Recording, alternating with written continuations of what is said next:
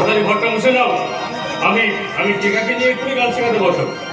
এত ময়লা মুছলেই কি তোলা যাবে মাস্টার মশাই?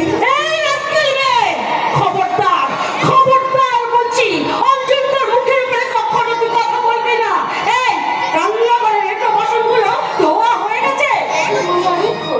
বলি রান্নাঘরের সব কাজ সারা হয়ে গেছে? ছোকরি কিন্তু কাজের মেয়ে আছে। ছাই কাজের মেয়ে, এই 10 দিন হলো এই বাড়িতে এসেছে, এখনো আমি শিখিয়ে না দিলে একটা কাজও করতে পারে না।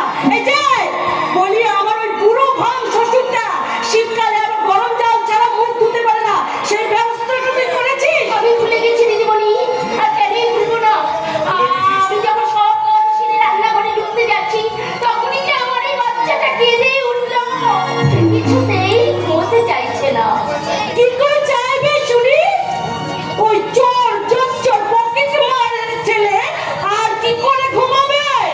তোর জোচ্চর পকেট মার আমার স্বামী নয় দিদিমণি।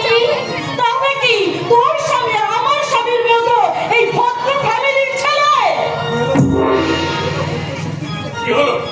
পবিত্র ছবির দিকে চেয়েছে কি দেখছিস? হ্যাঁ, বস্তির মেয়ে হলেও দেখতে কিন্তু দারুণ। ভালো শাড়ি ব্লাউজ পরে রাস্তায় বেরোলে অনেক ছেলের মাথা কিন্তু ঘুরে যাবে। আরে বাবা! আবার ঘুমটা দিয়ে কাপড় টানাটানি করে শরীর থেকে শরীরের দাম বাড়াচ্ছে।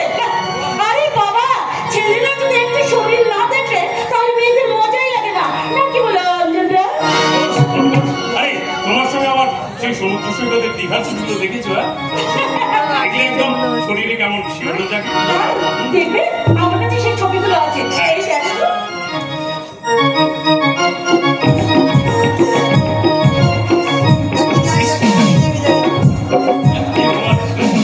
আরে সমুদ্রের হাওয়ায় তোমার শাড়িটা কেমন উড়ে যাচ্ছে দেখো। আর তুমি পেছন থেকে এসে You naughty boy! Hey, কাছিস না please?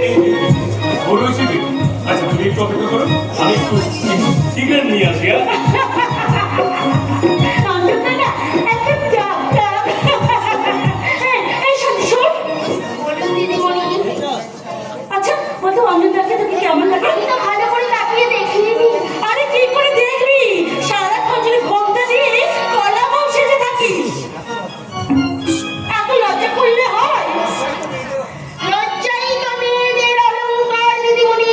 আরে ছাড় তো, ছাড় তো, এসব পুরোনো কথা একদম ছাড়, আমার একদম ভালো লাগে না। আরে শোন, লজ্জা করলে ছেলেদেরকে নিয়ে খেলবি কি করে?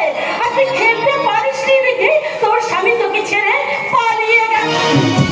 ভালোবাসা নিয়ে খেলা।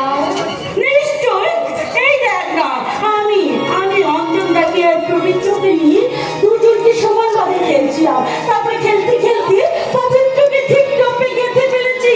জানিস, আমার স্বামীকে নিয়ে ডায়মন্ড হারবারে গিয়ে গঙ্গার ধারে দারুণ রোমান্স করেছি। এই দেখবি, দেখ